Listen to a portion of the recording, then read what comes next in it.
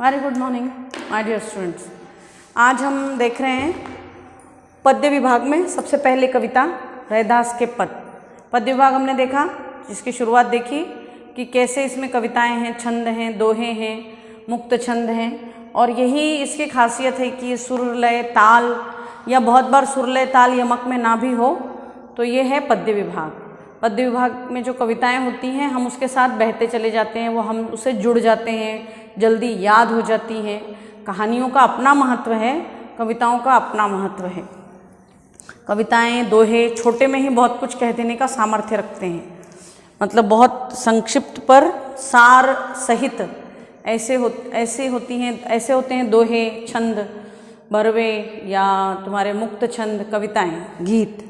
और आज हम उसमें की पहली कविता भी देखेंगे, जिन कवि के नाम से ही कविता का नाम है रैदास के पद। जैसे मीरा के पद हैं वैसे ही रैदास के पद हैं, कबीर के पद हैं, जैसे मीरा हैं, कबीर हैं। इन्हीं संत कवियों की कोटि में आते हैं रैदास। ये भी भगवान के बहुत बड़े भक्त हैं और ईश्वर के लिए जो भी बातें कहते हैं उसमें जो सहजता है, जो प्रेम है, वात्सल्य है ईश्वर के प्रति इनका, वो बहुत मार्मिक है, दिल को छूने वाला है, उद्वेलित करता है पढ़ने वाले को। ये ईश्वर के गुणों का बखान करते हुए उसकी तरह बनने का प्रयास करने के लिए प्रेरित करते हैं। ऐसे इनके पद हैं, जो यहाँ पर भी दो पद अलग अलग दिए हुए हैं। पहले पद में वो तुलना करते हैं ईश्वर से, अपनी स्वयं की, हमारी, कि मतलब भक्त कहाँ है, ईश्वर कहाँ है, और ईश्वर सर्वश्रेष्ठ है, इसीलिए भक्त उसके जैसा बनने का प्रयास करता है। तो ये बहुत अच्छा भाव है इनका, क्योंकि ये ईश्वर को अपने से बहुत दूर अविश्वसनीय नहीं मानते हैं, इसका मतलब तो अच्छी बात है। इसीलिए ये मूर्ति पूजा, बाह्य आडंबर, तीर्थ यात्रा, इन सब के दिखावों में नहीं पड़ते। ये कबीर की तरह हैं। जैसे कबीर निर्गुण निराकार ईश्वर को मानते हैं और सच्चे धर्म को वो समझते हैं कि मानव जो धर्म है, एक मनुष्य का दूसरे मनुष्य के प्रति जो धर्म है, यही सच्चा धर्म है, यही ईश्वर भक्ति है। और यही बात स्वामी विवेकानंद के शब्दों में मुझे बड़ी अच्छी लगती है कि मैं उस प्रभु का सेवक हूँ जिसे अज्ञानी लोग मनुष्य कहते हैं। तो कहने का अर्थ है कि अगर हम इन दूसरे मनुष्यों में, दूसरे इंसान में अगर हम ईश्वर को नहीं देख पाते हैं तो हम कहीं और नहीं देख पाएंगे ईश्वर को। सबसे पहले तो स्वयं के भीतर, और स्वयं के भीतर जो देख लेगा वो अन्यों में भी देख लेगा। इसलिए इतने बड़े संतों का, कवियों का महात्म्य है, क्योंकि वो खुद के भीतर भी ईश्वरत्व देख लेते हैं और वही चीज़ वो दूसरों के भीतर भी, दूसरों की आत्मा में भी वही चीज़ देखते हैं। इसलिए उनके लिए सब सम हो जाते हैं। उनके लिए फिर कोई पूर्वाग्रह नहीं बचता किसी के लिए कि ये दोषी है, वो पापी है, ये पुण्यात्मा है, ये भाव नहीं रह जाता संतों का। फिर यही, इसी को कहते हैं समदर्शिता। समान दर्श होता है उनको सब में, वो सुख में, दुख में, पाप में, पुण्य में, हर चीज़ में वो एक समान दर्शी हो जाते हैं और यही चीज़ उनको ऊंचा बनाती है। तो रैदास के पद में भी वो बाह्य दिखावे को, आडंबर को नहीं मानते, छुआछूत को नहीं मानते। बहुत अच्छी चीज़ है। ये ऐसे सारे संत हैं, कवि हैं कि जिन्होंने समाज को दिशा दी। चाहे कबीर हो, चाहे मीरा हो, चाहे रविदास हो, मतलब रैदास, उनका पूरा नाम रविदास कहा जाता है, और ऐसे बहुत सारे संत कवि की कोटि, जैसे यहाँ महाराष्ट्र में नामदेव हैं, तुकाराम हैं, ज्ञानेश्वर हैं। इन लोगों के समकालीन ये भी कवि हैं ऐसे ही, जैसे साधना, सेनु, इसमें नाम भी आए हुए हैं। तो इन लोगों ने एक समाज को दिशा दी, सही दिशा, कि इनकी बातों को पढ़कर समाज अपने में बदलाव लाए। जो चीज़ समाज नहीं समझ पा रहा है उसको सही ढंग से अपने व्यवहार में बदलाव लाकर समाज को और ऊंचा, उन्नत बनाएं, ये एक सोच रही है। तो ऐसे ही रैदास, मतलब रविदास नाम है उनका, रैदास के पद हम आज देखेंगे। पहले हम इनके कवि के बारे में थोड़ा देखते हैं। 1388 से 1518, 1388 में जन्म हुआ, 1518 में मृत्यु। रैदास नाम से विख्यात संत रविदास का जन्म सन 1388 और देहावसान 1518 में बनारस में ही हुआ, ऐसा माना जाता है। इनकी ख्याति से प्रभावित होकर सिकंदर लोदी ने इन्हें दिल्ली आने का निमंत्रण भेजा था उस समय। सिकंदर लोदी का राज था दिल्ली में, तो इनके ख्याति को सुनकर उसने इनको निमंत्रण भेजा था आने के लिए। मध्ययुगीन साधकों में रैदास का विशिष्ट स्थान है। जो मध्यकाल के सारे साधक होके गए, कवि होके गए, संत कवि, उसमें इनका विशिष्ट स्थान है। कबीर की तरह रैदास भी संत कोटि के कवियों में गिने जाते हैं। मूर्ति पूजा, तीर्थ यात्रा जैसे दिखावों में रैदास का जरा भी विश्वास न था। वह व्यक्ति की आंतरिक भावनाओं और आपसी भाईचारे को ही सच्चा धर्म मानते थे। रैदास अपने काव्य रचनाओं में सरल व्यवहारिक रैदास ने अपनी रचनाओं में काव्य रचनाओं में सरल व्यवहारिक ब्रज भाषा का प्रयोग किया है। ब्रज भाषा इनके कविता में अधिक दिखाई देती है, और भी खड़ी बोली है, अवधि है, ऐसे बहुत सारे शब्द, यहाँ तक कि उर्दू फारसी के भी शब्द इनके कविता में दिखाई पड़ते हैं, जिसमें अवधि, राजस्थानी, खड़ी बोली और उर्दू फारसी के भी शब्दों का भी मिश्रण है। रैदास को उपमा और रूपक अलंकार बड़े प्रिय हैं, विशेष प्रिय रहे हैं। उपमा अलंकार का और रूपक अलंकार का बहुत अधिक प्रयोग करते थे वो अपने कविताओं के पंक्तियों में। मतलब सीधे साधे पदों में संत कवि के हृदय के भाव बड़ी सफाई से प्रकट किए हैं। सीधे साधे पद हैं, सिंपल पद हैं ईश्वर के लिए, अपने आराध्य के लिए, पर अपने मन के सच्चे भावों को उन शब्दों के माध्यम से प्रकट किया है। इनका आत्मनिवेदन, आत्मा से जो प्रभु से निवेदन करते हैं, दैन्य भाव, जितना श्रेष्ठ मानते हैं अपने आराध्य को और स्वयं को कितना वहाँ छोटा समझते हैं, ये एक दैन्य भाव। सहज भक्ति, बड़ी सहज भक्ति है इनकी, जहाँ वो ईश्वर के जैसा बनने का प्रयास भी करते हैं। सहज भक्ति पाठक के हृदय को उद्वेलित करते हैं। रैदास के 40 पद सिखों के पवित्र धर्म ग्रंथ गुरु ग्रंथ साहिब में भी सम्मिलित हैं। जैसे कबीर के बहुत सारे और भी बहुत सारे ऐसे संत कवियों के पदों को गुरु ग्रंथ साहिब में उन लोगों ने सम्मिलित किया है। जितनी अच्छी बातें जहाँ से ले सकते थे, ये बहुत बड़ी खासियत है गुरु ग्रंथ साहिब की। सिखों का जो पवित्र ग्रंथ माना जाता है, जिसको वो लोग पढ़ते हैं अपने गुरुद्वारों में और घरों में भी। रैदास के 40 पद, इनके 40 पदों को भी सिखों के पवित्र धर्म ग्रंथ गुरु ग्रंथ साहिब में सम्मिलित किया गया है। यहाँ रैदास के 2 पद लिए गए हैं। पहले पद, प्रभु जी तुम चंदन हम पानी में, कवि अपने आराध्य को याद करते हुए उनसे अपनी तुलना करता है। पहला वाला जो पद है उसमें कवि अपनी तुलना ईश्वर से करने का प्रयास कर रहे हैं कि ईश्वर कहाँ है, मैं कहाँ हूँ, ईश्वर क्या है, मैं क्या हूँ उसके सामने। और उसका प्रभु बाहर कहीं किसी मंदिर या मस्जिद में नहीं विराजता, वरन उसके अपने अंतस में सदा विद्यमान रहता है। उसके भीतर हमेशा ईश्वर उन्हीं के भीतर है, वो मानते हैं। कहीं और बाहर मंदिर में, मस्जिद में, गुरुद्वारे में कहीं और नहीं है ईश्वर, वो भीतर ही है, हमारे अपने भीतर। ये उनका बहुत प्रमुखता से मानना है।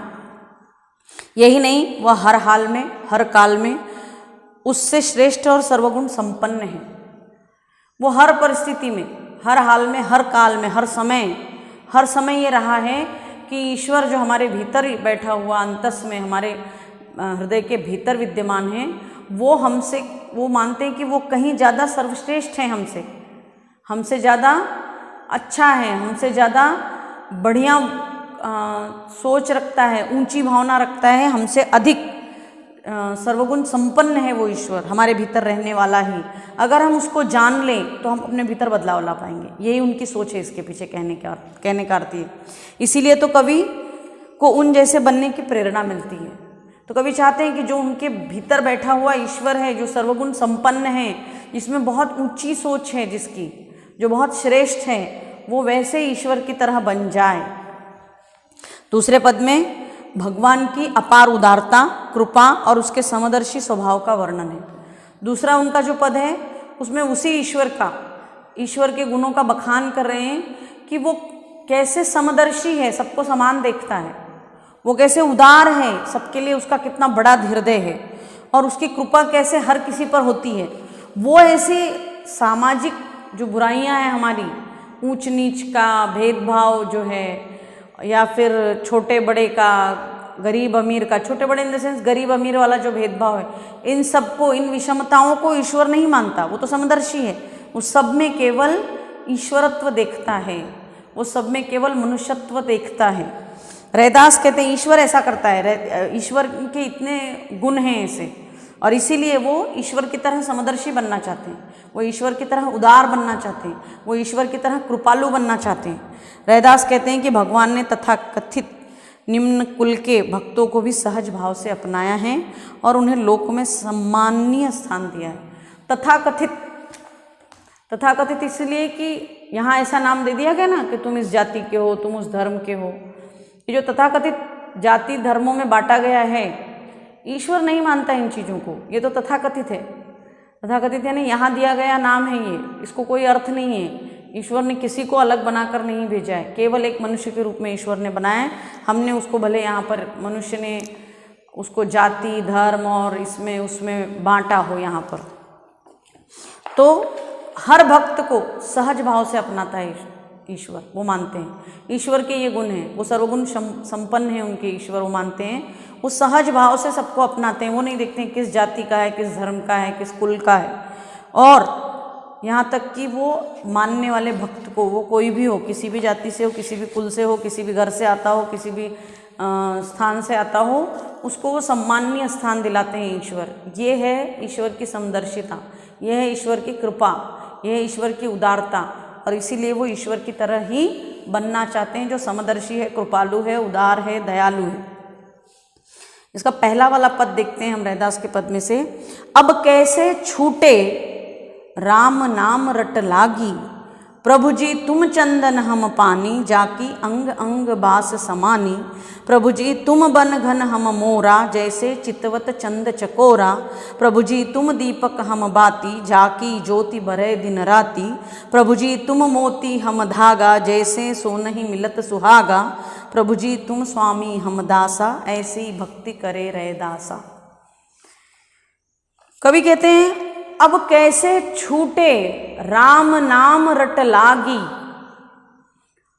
कवि कहते हैं, रैदास जी कहते हैं कि अब तो ये छूटना मुश्किल है, ये तो राम नाम की रट लग गई मुझे, ईश्वर भक्ति की ऐसी कृपा हो गई कि अब ये छूटना मुश्किल है। कैसे छूटेगी ये प्रश्न जैसा शुरुआत में प्रश्न जैसा पूछ ले कि अब कैसे छूटे, ये छूटना भी नहीं है, क्योंकि वो मर्म समझ चुके हैं ईश्वर का, वो जान चुके हैं ईश्वर को। ये छूटना मुश्किल है, वो ईश्वर के सच्चे स्वरूप को समझ चुके हैं।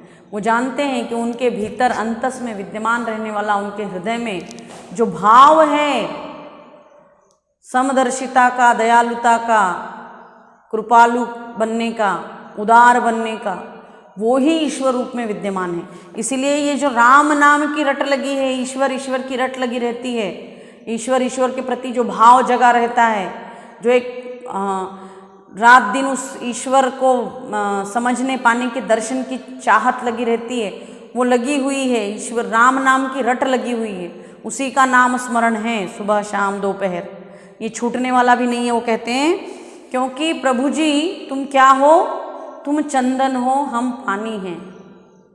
तुम चंदन हो जो बड़ी मुश्किल से उपलब्ध होता है, और मैं तो पानी हूँ तुम्हारे सामने। तुम चंदन हम पानी, जाकी अंग अंग बास समानी। चंदन को जब घिसा जाता है तो उसको पानी की आवश्यकता पड़ती है। चंदन की लकड़ियों को पाटे पे घिसा जाता है, आपने देखा होगा ईश्वर की पूजा के लिए चंदन को घिसा जाता है। छोटे से ईश्वर के उसी पाटे पे ऐसे चंदन की लकड़ी को घिसकर ईश्वर को तिलक किया जाता है। सारे पूजा करते समय जब ईश्वर का स्नान कराकर पूजा करते हैं हम लोग, तो चंदन घिसकर ईश्वर को तिलक करते हैं। तो रैदास मानते हैं कि प्रभु जी तुम तो चंदन हो, हम उसमें का पानी, मैं उसका केवल पानी हूँ जो उसकी सहायता कर रहा है। लेकिन इस पानी के लिए, घिसने के लिए चंदन में मिलाते ही उस पानी में भी सुगंध आ जाती है चंदन की, है ना, क्योंकि वो पानी चंदन के साथ मिल गया।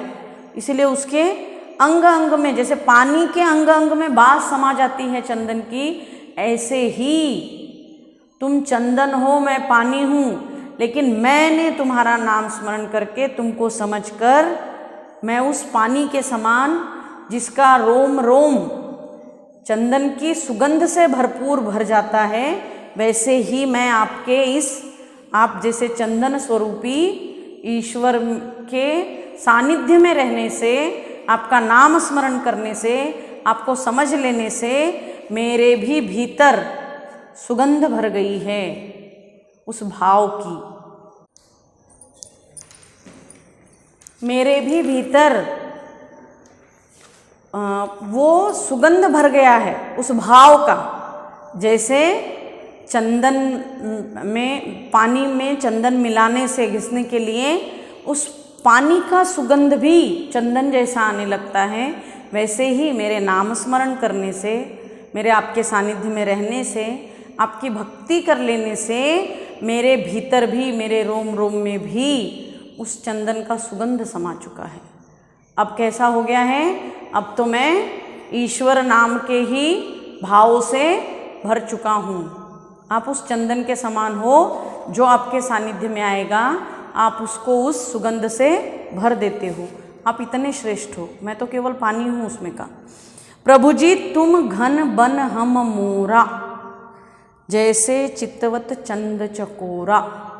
कहते हैं ईश्वर तुम घने बन हो, जिसमें मैं मोर हूँ केवल। तुम इतने बड़े घने जंगल हो जिसको मोर पसंद करता है, जहाँ रहता है मोर खुशी खुशी। तुम घने बन हो। अच्छा, घना बादल भी होता है, घन यानी बादल भी होता है। तो तुम उस, यहाँ ये हम मान सकते हैं, ये भी कह सकते हैं तुम घन बन हम मोरा। बादलों को देखकर भी मोर बहुत प्रसन्न होता है। जब बादल उमड़ते घुमड़ते हैं, बारिश होने वाली होती है, उसको देखकर ही मोर नाचना शुरू कर देता है। बादलों को उमड़ते घुमड़ते देखकर, वो पानी को आते देखकर बड़ा खुश होता है मोर, बड़ा बहुत आनंददायी महसूस करता है, उत्साहित हो जाता है। तो तुम उस घन के समान, बादलों के समान हो और मैं उस मोर के समान हूँ, जैसे चितवत चंद चकोरा। जैसे चकोर चांद को तकता रहता है, चकोर बहुत पसंद करता है चांद को और उसको तकता रहता है, देखता है, वैसे ही मैं आपकी ओर देखता हूँ। मैं चकोर हूँ, आप चांद हो। मैं मोर हूँ, आप बादल हो, घने बादल हो। या फिर हाँ, घने बादल ही कहो यहाँ पर घन को। तो मैं उनकी तरह हूँ और आप उसकी तरह हो, जिसको देखकर ही मोर आनंदित हो उठता है, खुशी से नाचने लगता है। मैं उस चकोर की तरह हूँ जो चांद के प्रेम में उसको एकटक निहारता रहता है। प्रभु जी तुम दीपक हम बाती, जाकी ज्योति बरे दिन राती। प्रभु जी तुम दीपक के समान हो और मैं उसकी केवल बाती हूँ।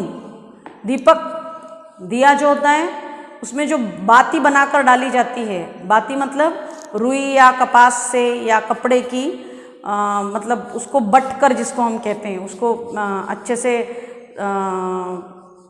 प्रेस करके ऐसे दबाकर उसको छोटी सी उसकी पतली बत्ती बनाई जाती है। क्यों? क्योंकि उसमें वो तेल को सोख कर दिए को जलाए, प्रकाशित करे। तो मैं वो बाती हूँ केवल, आप तो दीपक हो जिससे प्रकाश फैलता है। मैं उस बाती का काम कर रहा हूँ जिसकी ज्योत दिन रात जल रही है, उस बाती की। तो आपका ही नाम स्मरण करने से, आपके सानिध्य में रहने से मेरे भीतर जो आलोकित हो चुका है, मेरे भीतर जो प्रकाशित हो रहा है, वो दिया आप ही हो और मैं उसकी केवल बाती हूँ। मैं बाती क्यों बन पाया? मैंने आपकी भक्ति को समझ लिया, मैंने आपका नाम स्मरण किया, मैं आपके मर्म को समझ पाया हूँ, इसलिए मेरी ज्योत दिन रात जल रही है। मैं स्वयं को प्रकाशित महसूस कर रहा हूँ आपके सानिध्य में रहकर, ऐसा कहने का अर्थ है। प्रभु जी तुम मोती हम धागा, जैसे सोन ही मिलत सुहागा। आप मोती हो, मोती बड़ी आसानी से नहीं मिलता है ना, और तुम मोती हम धागा, वो धागा है जिसमें मोती पिरोया हुआ है आकर। ऐसा कोई धागा जिसमें मोती पिरो दिया जाए, उस धागे की भी कीमत बढ़ गई। मैं तो केवल वो धागा हूँ जिसमें एक मोती पिरो दिया गया है आपके नाम का। जैसे सोने में सुहागा मिला दिया जाता है, सोने की अपनी कीमत बहुत बड़ी है, लेकिन सुहागा उसमें मिला देने से उसकी कीमत और बढ़ जाती है। सोना तो अपने आप में ही महत्वपूर्ण होता है, लेकिन सुहागा उससे भी अधिक महत्वपूर्ण है। ऐसे ही मैं जब तुमको प्राप्त कर लेता हूँ या मैं तुमसे मिल लेता हूँ, मैं तुमको जान लेता हूँ, तो मेरी कीमत आपकी वजह से बढ़ जाती है। कहने का अर्थ ये है कि तुम वो मोती हो जिससे इस धागे की कीमत भी बढ़ गई है, वरना मैं तो एक सादा धागा हूँ, अगर उसमें मोती नहीं है तो उसकी कोई कीमत नहीं है। तो ईश्वर, तुम मुझे प्राप्त हो जाने से मेरी भी कीमत बढ़ गई है, मुझे भी महत्व प्राप्त हो गया है, लेकिन मैं उसमें का क्या हूँ मैं ये जानता हूँ। आप हो उसमें के मोती, आप हो उसमें का दीपक, आप हो उसमें के घने बन, मैं तो केवल चकोर हूँ, आप चांद हो उसमें के, मैं तो केवल पानी हूँ, आप चंदन हो उसमें के। ये तुलना है ईश्वर की, अपनी और ईश्वर की तुलना में वो ईश्वर को कितना श्रेष्ठ मानते हैं, अपने आप को कहाँ देख रहे हैं। लेकिन ये श्रेष्ठ इसीलिए मानते हैं कि वो उसी ईश्वर की तरह बनना चाहते हैं। प्रभु जी तुम स्वामी हम दासा, ऐसी भक्ति करे रे दासा। प्रभु जी तुम ही स्वामी हो, तुम ही मेरे मालिक हो, तुम ही मेरे सब कुछ हो, मैं तो केवल आपका दास हूँ, मैं तो एक छोटा सा आपका अदना सा दास हूँ, सेवक हूँ। आप मेरे स्वामी हो, मैं ऐसी ही भक्ति करता हूँ जिसमें आप ही मेरे सब कुछ हो, मेरे मालिक हो, और मैं केवल एक छोटा सा अदना सा स्वामी हूँ, दास हूँ, सेवक हूँ, और आप मेरे स्वामी हो, मालिक हो, मैं ऐसी ही भक्ति आपकी करता हूँ। तो यहाँ वो धन्य धन्य हो रहे हैं ईश्वर को पाकर। किस रूप में? चंदन के रूप में, वो तो केवल पानी है। मोती के रूप में, वो तो केवल धागा है। चांद के रूप में, वो तो केवल चकोर हैं। मोर के रूप में, वो तो केवल मोर हैं। बादलों के रूप में ईश्वर को देखकर ही वो प्रसन्न हो जाते हैं, खुश हो जाते हैं, उनके अंग अंग में बास समा जा रही है, मतलब वो प्रफुल्लित हो रहे हैं उस ईश्वर का सानिध्य पाकर, उसकी भक्ति को पाकर। वो ऐसी ही भक्ति करते हैं। वो तो केवल दास हैं, वो मानते हैं मैं तो छोटा सा सेवक हूँ आपका, और आप मेरे स्वामी हैं, मालिक हैं। इसके बाद का जो दूसरा वाला पद है उसको हम बाद में देखते हैं। इसका एक प्रश्न है, देखिए, पहले पद में भगवान और भक्त की जिन जिन चीज़ों से तुलना की गई है उनका उल्लेख कीजिए। तो आपको ये सारी चीज़ें, चंद, चकोर, घन, बन और घना बन और मोर, इसके बाद चंदन, पानी, ये सारी चीज़ें उसमें आएंगी। उसके बाद पहले पद की प्रत्येक पंक्ति के अंत में तुकांत शब्द के प्रयोग से नाद सौंदर्य आ गया। जैसे पानी समानी, इस पद में से अन्य तुकांत शब्द छाट कर लिखिए। जैसे पानी समानी है, या फिर मोरा चकोरा है, बाती राती है, धागा सुहागा है, दासा रे दासा है, ये सब चीज़ें तुकांत हैं। यमक मतलब राइमिंग जिसको जुड़ता है, इंग्लिश में राइमिंग कहते हैं, हिंदी में तुकांत कहो, जिसका तुक मिलता हो अंत में, या फिर यमक भी कहते हैं। पहले पद में कुछ शब्द अर्थ की दृष्टि से परस्पर संबंध है, ऐसे शब्दों को छाट कर लिखिए। दीपक, बाती, है ना, मोती, धागा, ऐसी चीज़ें। स्वामी, दासा, मतलब एक दूसरे से संबंध है अर्थ की दृष्टि से, ऐसी चीज़ों की आपको लिस्ट बनाना है। तो बचे हुए दूसरे पद को और इस पूरे दोनों पदों का केंद्रीय भाव, दोनों पदों का, इनके बारे में हम इसके बाद के वीडियो में बात करते हैं। इसके प्रश्न उत्तर कीजिए, इससे संबंधित दूसरे भी प्रश्न उत्तर जितने भी अलग आपको स्टडी मटेरियल में मिलते हैं उसको सॉल्व कीजिए। कविता को समझने के लिए फिर से पढ़िए 1-2 बार, आपको ज़्यादा बेटर समझ में आएगी कविता। आपको कहीं कुछ लगता है तो मुझे भी फ़ोन करके पूछिए। थैंक यू बच्चों।